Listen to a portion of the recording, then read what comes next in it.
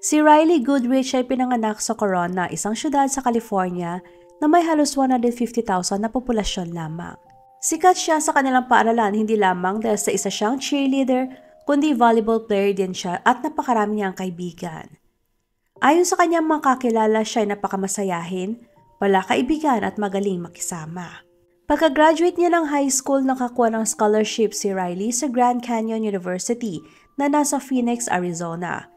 Kaya naman kinakailangan niya na lumipat para umpisahan ang pag-aaral. July 4, 2021, Independence Day ng US. Nagkaroon ng isang party ang mga kaibigan ni Riley at doon niya nakilala ang isang lalaki na nagngangalang Anthony Barajas, na isang taong mas matanda kaysa sa kanya. Si Anthony ay pinanganak noong August 9, 2001. Bata pa lang ito ay nakitaan na siya ng kanyang mga magulang ng talento sa pakikipag-usap. Dahil kaya niya makipag-usap sa kahit kanino at kahit na anong topic. Magaling si Anthony sa paaralan at isa din siyang soccer player at mahilig din siya sa martial arts. Sikat siya sa TikTok at sa loob lamang ng 2 taon ay nagkaroon na siya ng halos 1 million followers.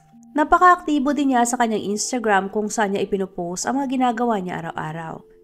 Sa nasabing party ay marami na pag-usapan sina Riley at Anthony. Halatang gusto nilang isa't isa. Nagpalitan sila ng cellphone number at simula nun ay tuloy-tuloy na ang kanilang komunikasyon.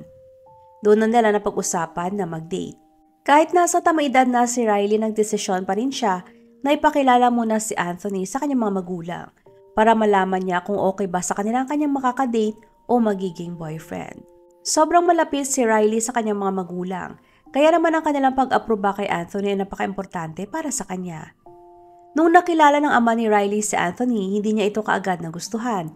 Lalo pat ang trabaho nito ay ang paggawa ng mga video sa kanyang TikTok at Instagram. Pero habang tumatagal ang kanilang pag-uusap ay nakita niya na mabuting tao naman pala si Anthony. Hindi na siya nagdalawang isip para payagan ang anak na makipag-date. July 26, nagdesisyon si Anthony at Riley na pumunta sa Regal Edwards Theater sa Corona para manood ng pelikulang The Forever Purge. Maaaring ang karamihan sa inyo ay pamilyar na sa nasabing pelikula, pero sa mga hindi naman, ang pelikula ay nagpapakita na sa isang araw sa isang taon ang lahat ng krimen sa United States ay legal sa loob ng 12 oras. Bago pumasok ng sinihan, nagdesisyon muna sila na kumain sa paboritong restaurant ni Riley na malapit lang sa kanilang bahay. Pagkatapos silang mag-dinner bandang alas 9 ng gabi, dumiretso ng dalawa sa sinihan. Ang pelikula ay mag-uumpisa pa ng 9:30. Dahil weekday kaya naman walang masyadong tao sa nasabing sinihan at katunayang 6 na tickets lamang ang nabili sa The Forever Purge. 2 tickets na yon ay kina Riley at Anthony at ang 4 naman ay sa grupo ng magkakaibigan. Pumasok ang dalawa sa sinihan at sila ay excited pa sa unang date nila. Nagumpisa na ang kanilang pinapanood at sa kalagitnaan, nag-text si Riley sa kanyang ina at sinabi na medyo boring ang pelikula, pero nag-i-enjoy naman umano siya kasama si Anthony. Kasunod noon ay hindi na nasundan pa ang message ni Riley sa kanyang ina.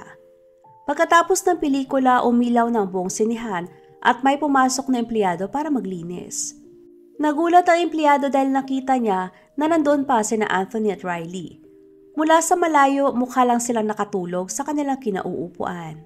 Noong nilapitan niya ang mga ito, laking gulat niya dahil nakita niya na parehong may tama ng baril sa ulo ang dalawa at kumalat ang napakaraming dugo.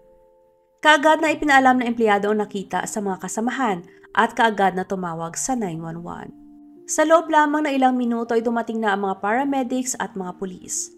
Kaagad na idineklara ng paramedics na patay na si Riley, samantalang si Anthony naman ay kritikal ang kondisyon at walang malay. Dinala sa hospital si Anthony at nilagay sa life support. Tinawagan ng mga pulis ang pamilya ng dalawa nung nakilala na nila ang pagkakalanlan nila Anthony at Riley. Nagsimula kaagad ang mga pulis sa pag-imbestiga sa loob ng sinihan. Nung una naisip ng mga pulis na maring isa kila Anthony o Riley ang binaril ang isa, kasunod noon ay binaril din ang sarili. Pero walang nakitang baril sa pinangyarihan at wala sa mga biktima ang may gunpowder residue sa kanilang mga kamay.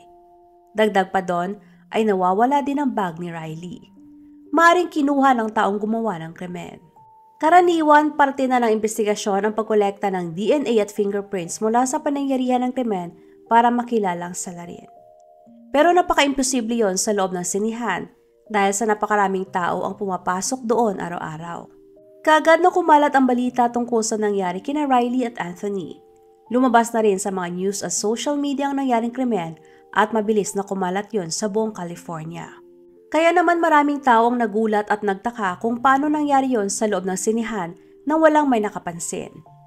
Simula noon halos takot na rin ang karamihan na manood ng pelikula dahil maaaring mangyari din sa kanila ang nangyari kina Anthony at Riley. Hindi lamang kumalat sa California ang balita kundi pati na rin sa buong US.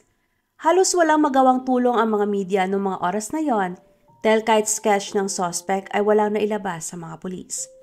Kaya ang tanging magagawa lamang nila ay ang i-report ang krimen. Kinausap ng mga detectives ang lahat ng empleyado ng sinihan.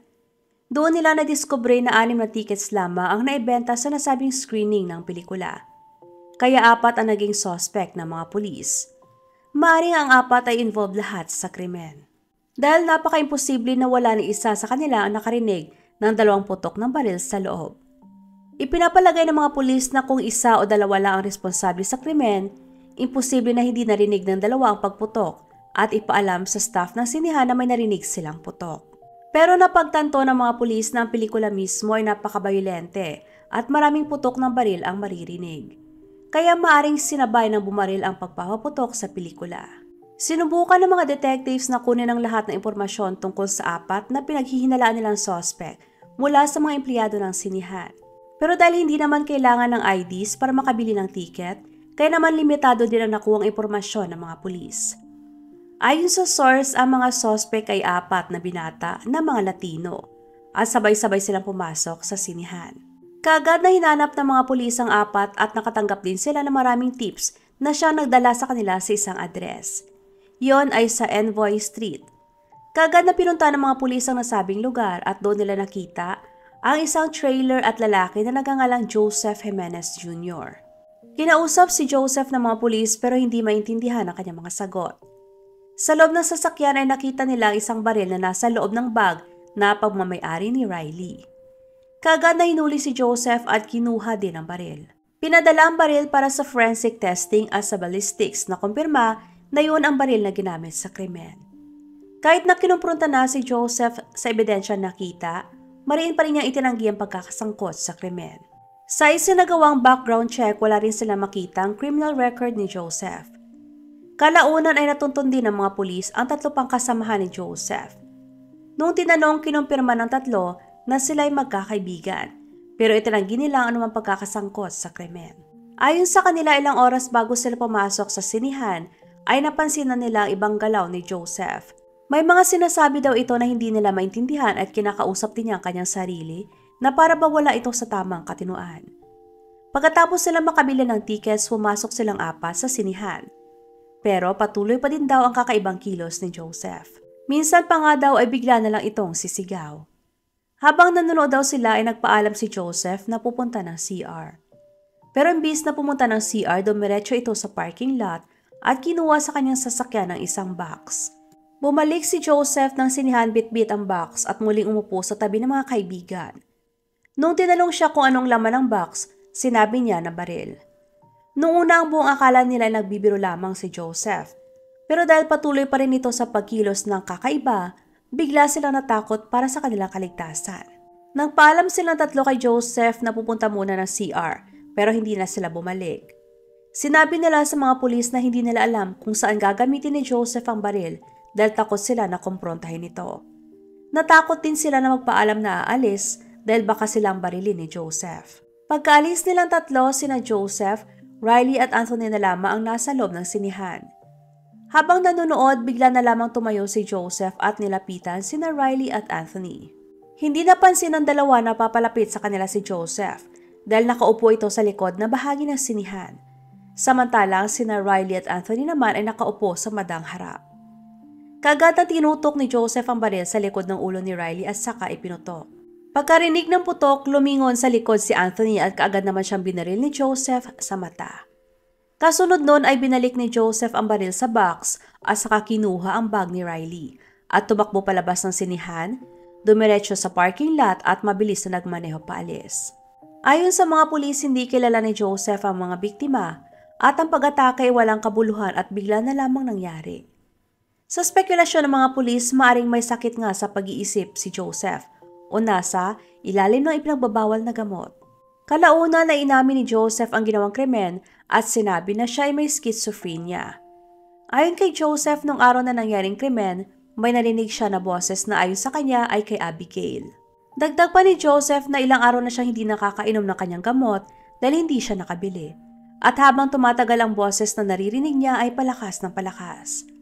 Ayon sa kanya, ayon sa boses, siya ay nasa delikado dahil maraming teenagers ang gustong pumatay sa kanya sa nasabing lugar.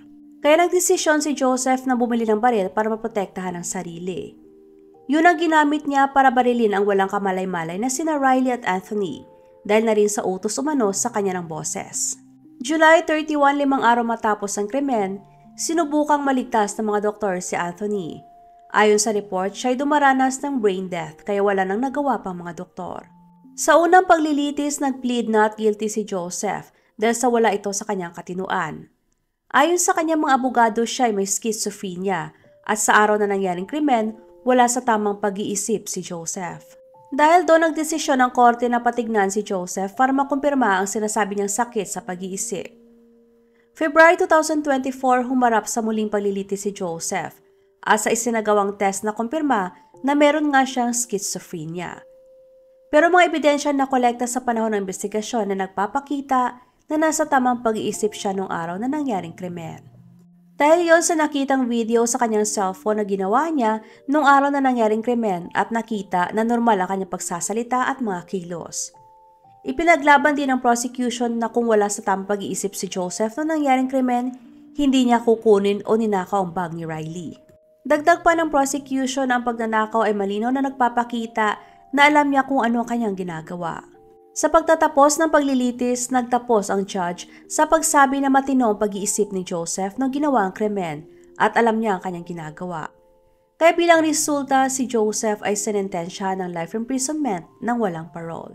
Sa kasalukuyan ay nakakulong si Joseph sa California State Prison kung saan niya gugugulin ang natitirang bahagi ng kanyang buhay.